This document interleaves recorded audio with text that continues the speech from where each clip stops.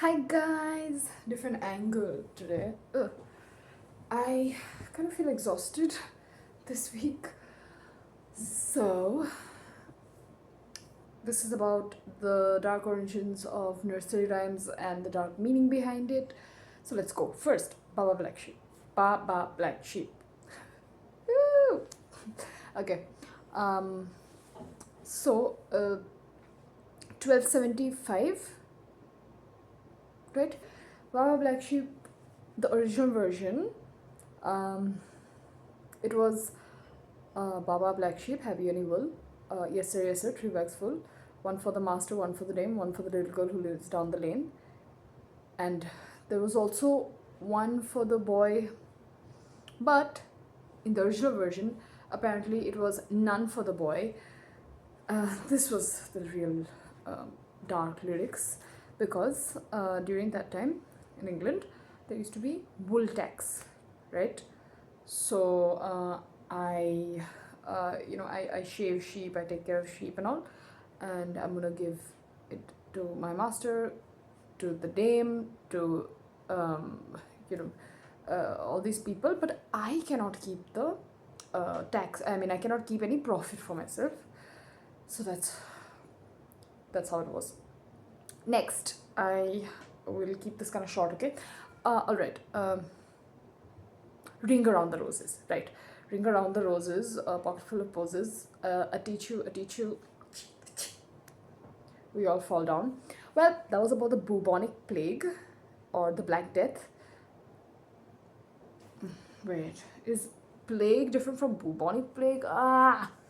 Anyway, so in that, people used to, that stench of death, smell of death around the city. So they used to keep roses, to keep that smell out. Ring around the roses. Oh yeah, and then the sneezes before dying is respiratory failure before everybody just falls down and dies. That's what it is, ring around the roses. Okay, next.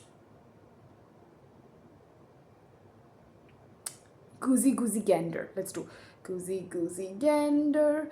In that rhyme, there is one line, or should I call it lyrics, in which an old man is dragged by his feet and thrown down the stairs just because he doesn't say his prayers. So this was during the time of religious persecution. So if you're a Protestant Christian, then it's like if you don't say your prayers, and this was during a very conservative era, if you don't say your prayers, well, you're persecuted. Yeah, say your prayers, be good, all these things. That's why that old guy was thrown down the stairs. Yeah, then that's about it. Also, I was also researching Grimm Brothers fairy tales. In Grimm Brothers original version of the fairy tales, it's more grim. In Cinderella, like remember when the stepsisters had to try on the shoes to just prove that, oh, we might be Cinderella. Well, one of the sisters, she cut her foot to fit it inside Cinderella's shoes. Obviously, they didn't consider that appropriate for a children's fairy tale, so they changed it. Yeah, it's quite dark, and I tried to keep this short. I did my research, even London Bridge is falling down, even Humpty Dumpty, Mary Mary, quite the contrary. That then Little Mermaid, Snow White, they all have very dark origins behind them. So now let's do something more fun. Let's do conspiracy theories. Scooby-Dooby-Doo, right? Scooby-Doo. So the internet theory is that Shaggy and the gang, they were weed addicts, so that's why they saw these weird monsters and ghosts and all these things, and that's why there is a talking dog, and that's why the van, like I don't know if you've noticed this, but smoke keeps coming out of the van, and you know, Shaggy's whole demeanor, he's always hungry and weed. It's not me. Apparently, that's the case. Then Courage the Cowardly Dog. That is about a dog. The internet's theory is that that dog, he's got such old owners. I think, what was his name? Earl. What was his name? Emerald Merlinda. Ooh, I don't remember. Yeah. Um, so these two old people who own, I mean, whose pet is Courage. Courage never goes for a walk, he never goes outside, so he's not used to seeing the outside world.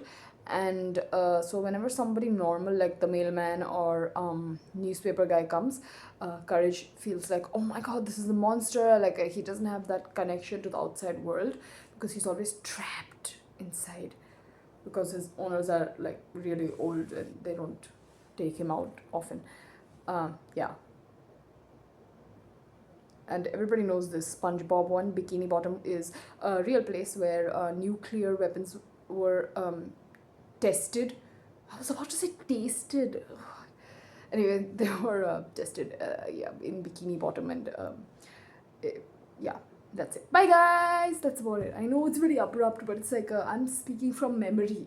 Like usually, you know, I don't like keep a script, you know, to read through.